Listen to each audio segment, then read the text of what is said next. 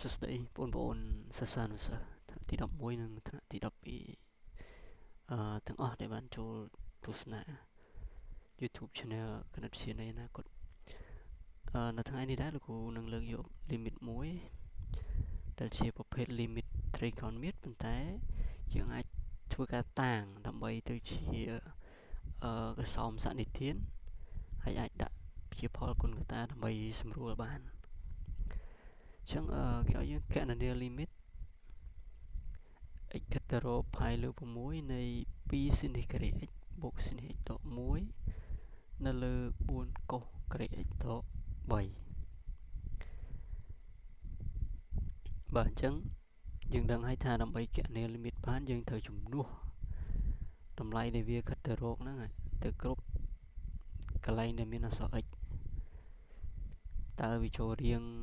មិនកំណត់ណាមួយដែរឬទេអញ្ចឹងបើវាមិនចូលរៀងមិនកំណត់ណាមួយទេមានន័យថាយើងគ្រាន់តែចំនួនតម្លៃលេខទៅគឺបានចម្លើយបាទ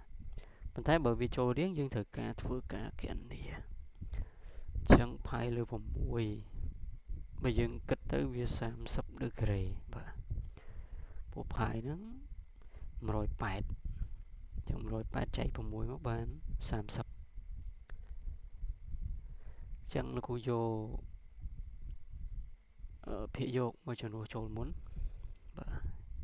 ធ្វើការចំនួន pi លើ6ចូលយើងលោកគ្រូបាន2 sin ការ៉េ pi លើ6បូក sin pi លើ6ដក1អញ្ចឹងយើងបាន2គុណនឹង1លើ2លើកជាការ៉េបូក1លើ2ដក1អញ្ចឹង1លើ2លើកជាការ៉េវាទៅជា1លើ4ប៉ុន្តែយើងសម្រួលនឹងលេខ2ខាងមុខអញ្ចឹងយើងនៅសល់1លើ2អញ្ចឹងបាន1លើ2បូក1លើ2ដក1បាទអញ្ចឹងកន្លះបូកកន្លះវា1អញ្ចឹង1ដក1ស្មើ0អញ្ចឹងយើងឃើញថានៅពេលដែលចំនួន pi លើ6ចូល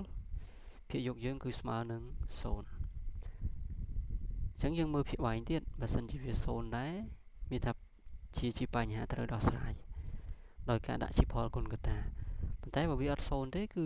យើងនឹងទទួលបានចម្លើយជាក់ស្ដែងទៅតាមហ្នឹងឥឡូវយក4 cos ការ៉េ x ដក3មកចំនួនចូល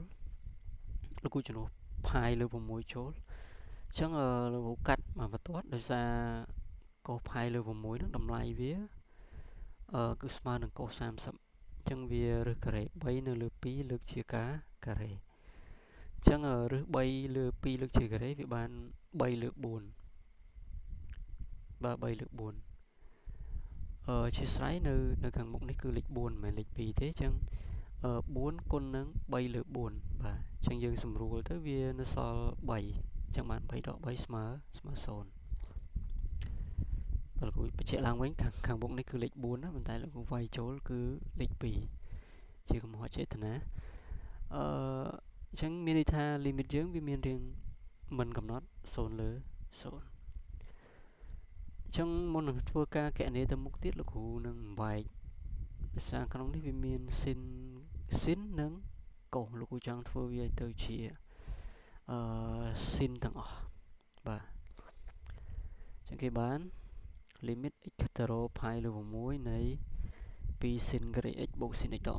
1ខាងក្រោម4 cos ការ៉េ x ហ្នឹងជំនួសទៅជា1ដក sin ការ៉េ x ដក3អញ្ចឹងយើងបាន limit x កាត់ទៅរក pi លើ6ពី sin ការ៉េ x បូក sin x ដក1នៅលើ4ដក4 sin ការ៉េ x ដក3យើងគុណភ្លាតណាអញ្ចឹង4ដក3ខាងក្រោមវាសល់1បាទអញ្ចឹងមានន័យថាភាគបែកយើងនៅសល់1ដក4 sin ការ៉េ x នេះអញ្ចឹងបាន limit x កាត់ទៅរក pi លើ6នៃ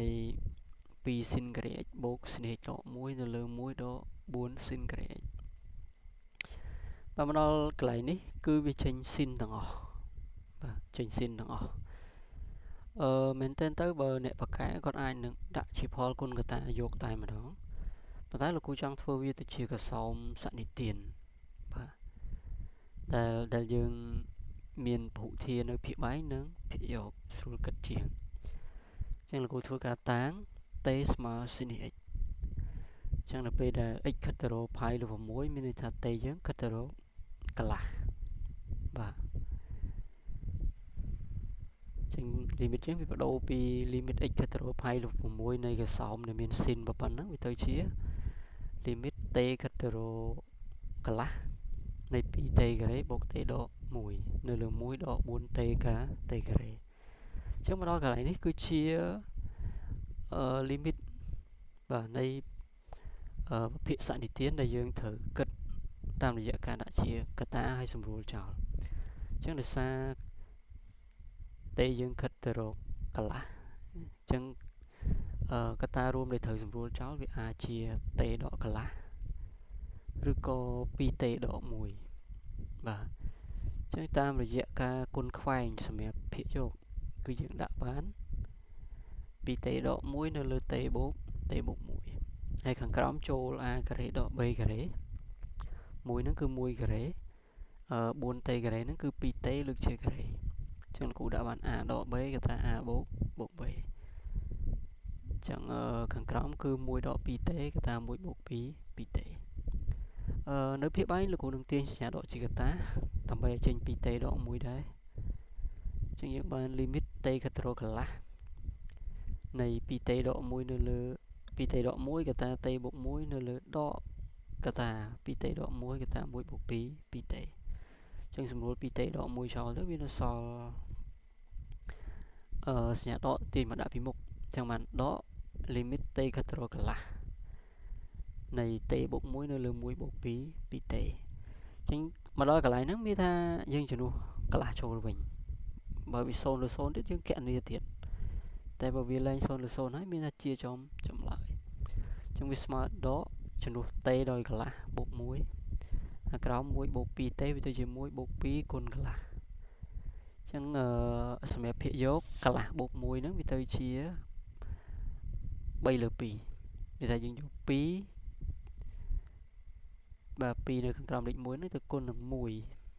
បាទគុណនឹង1បូក1វាបាន3បាទអញ្ចឹងដក3លើ2នៅលើ2អញ្ចឹងចម្លើយយើងគឺដក3នៅលើ4